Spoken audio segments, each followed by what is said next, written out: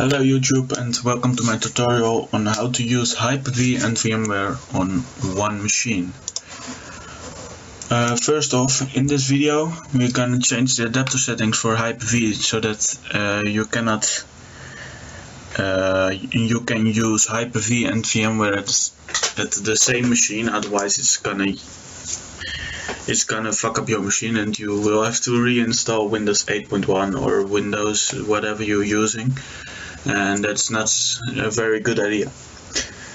Then we are gonna set up the second boot option in the command prompt. We are gonna boot you can boot reboot your device, and the only thing I'm not gonna show you today is how to install VMware. It's a simple program to install, so I'm sure of that everybody can do this. So now we are gonna go to virtual switch settings, switch manager, and the most of you will have your Wi-Fi adapter as an external adapter, and you will have a bridge with your wireless LAN card from your laptop or your Ethernet adapter of your computer. We are gonna change this one to an internal network. Otherwise, we are gonna make a share, like I showed you at the base disk. We are gonna make a share of our internet connection and not a bridge. This is better for your Wi-Fi card or for whatever card you're using, and VMware doesn't see this little thing, and the bridges he can see, and then he cannot use the same adapter.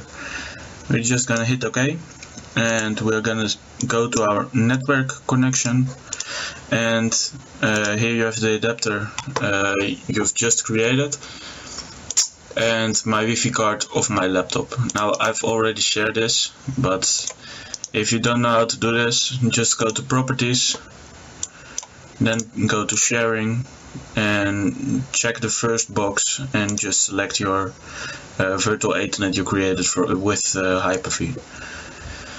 Well, for the command prompt actions, because I have already done, if you see good, I have here already my VMware virtual adapters. I'm gonna use VMware virtual machine to show you the commands. I'm just gonna reboot and I will come back to you. Hello YouTube, and you're back. A few things to keep in mind when you're using Hyper-V and VMware together is, one thing I told you before was to not use the external adapters in Hyper-V or the bridges in VMware. I explained all this a few minutes ago, so just watch back if you need any more attention of that.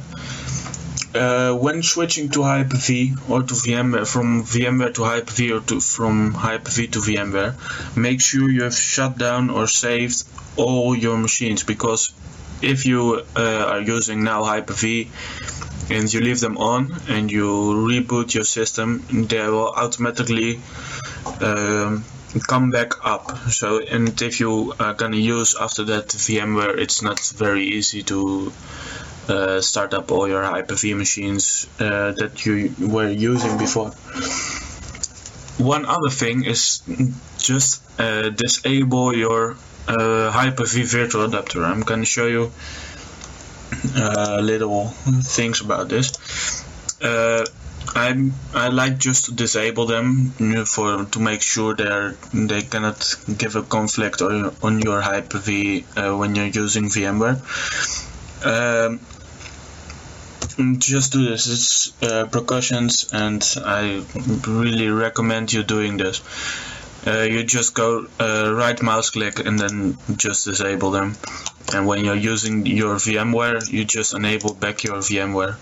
And this is the same thing when I'm gonna switch now back to Hyper-V. I'm just gonna disable my VMware and gonna enable my virtual adapter of Hyper-V. Because now I'm gonna use VMware, I'm gonna disable my Hyper-V and enable my VMware. And I'm gonna start up my VMware. Here you can see VMware on my computer, it all works. I haven't got any problems with it yet, but we will see this. We're just gonna start up command prompt and I'm gonna go for 1 sec for my codes. Okay. First thing you want to do is we're gonna use bcdedit to edit our bootloader of Windows. Windows default system is when you're running only one system on your computer. You don't have to. Never see this. What we are gonna do is I'm gonna tell Windows like it's have 2 partitions, but it only has one Windows installation, and I'm just going to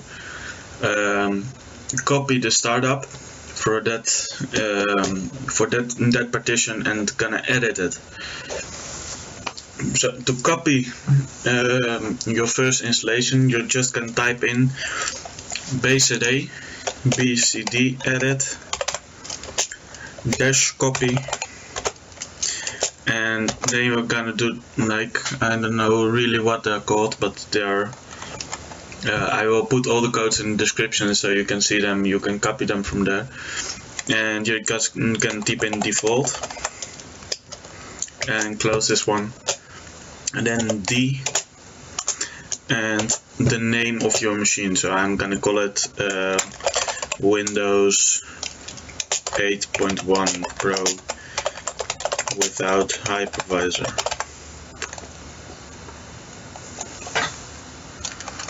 I just made a mistype, and we're gonna close that and hit enter. Okay, that's a new one. I'm just gonna try it again.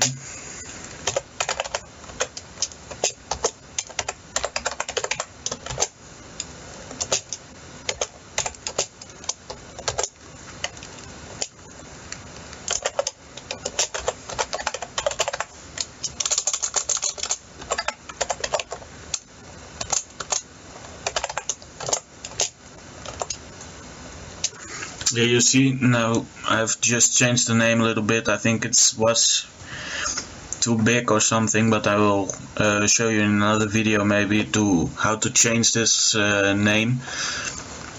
And this is the thing you want to copy. Just you go and do mark, and all of this code, that's your GUID code, and you will need this one to change the startup settings for your in your boot up file of this partition, of this option. I'm just gonna copy this one and create a new text file and paste it in, just because if you ever need this one later, or accidentally copy something else, I already have the code. So to edit the GUID code, we're just going to type in again bcdedit and then set, and here you're going to copy your GUID code. So I'm just going to paste and my code appears, and I'm going to tell him hypervisor launch type off, and I'm going to hit enter. And now it says operation completed successfully. So just so you can see that it's really working.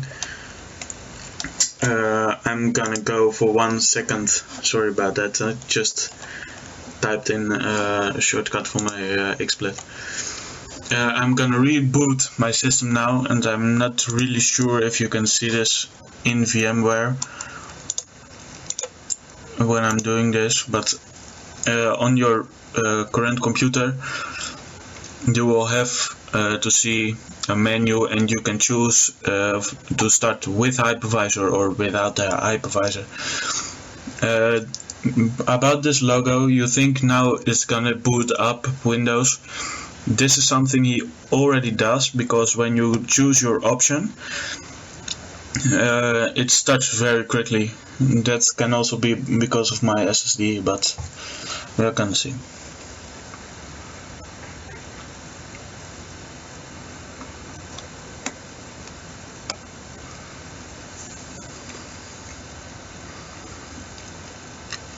look. Now I can boot up again with Windows 8.1. That is the one with the hypervisor set on auto.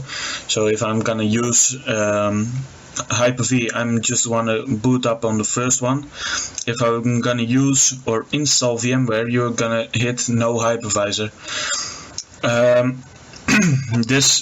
Both options are good, and that's really everything you can do. You just go into no hypervisor, install VMware with the default settings, and just make sure, I'm gonna show you for 1 sec how to edit your virtual network editor. It's gonna boot up, and here in default you have 2 or 3 adapters. I had 2 and I deleted 1. Just make sure that you have it net on NAT settings and not bridge, because bridge can give a conflict with Hyper-V again, and the same thing about Hyper-V to VMware. Well people, this was the end of my tutorial. I hope you enjoyed watching, and please subscribe if you wanna see more videos of me. See ya!